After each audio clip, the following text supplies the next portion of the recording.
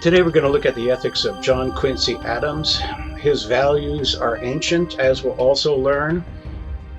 Distinguish between good and bad, outcomes over which we have little control versus right and wrong, choices over which we have much control.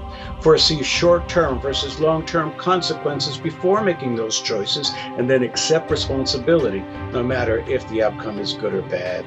See the world as it actually is, rather than through filters of self-interest, ego, or fear. Apply only as much power as needed to resolve a challenge without creating greater problems or harm to innocent others. These instructions are ancient. They come from on high, where Apollo ruled in the Delphi Oracle. They're part of Asian philosophy.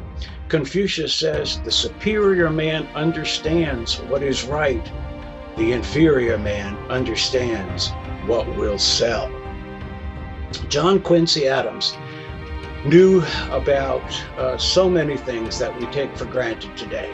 He tried to do the right thing, promoting human rights, fighting slavery, avoiding war, affirming natural law, life, liberty, and the pursuit of happiness. His motto was, always vote for the principle, though you may vote alone. And of course, he was a one-time president, 1825 to 1829. His greatest moment was as defense attorney, United States versus the Amistad. 53 kidnapped Africans on the Spanish slave ship broke free, killed some crew members, demanding to be returned home. The crew took them to New England. They were taken into custody, and Adams based his defense on the concept of right and wrong.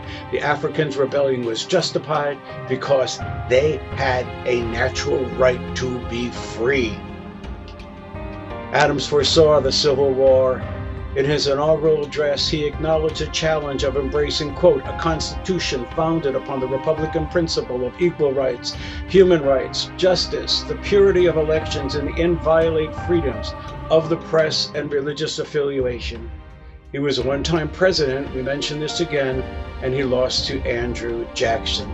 Some of his famous mottos were, if your actions inspire others to dream more, learn more, do more, and become more, you are a leader.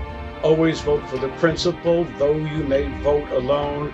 And then finally, in charity to all mankind, bearing no malice or ill will to any human being, even compassionating those who hold in bondage their fellow man, not knowing what they do.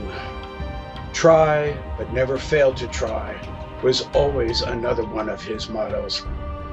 John Quincy Adams, in my view, is one of the greatest presidents of the United States, even more so than Abraham Lincoln, because he foresaw the calamities that awaited us.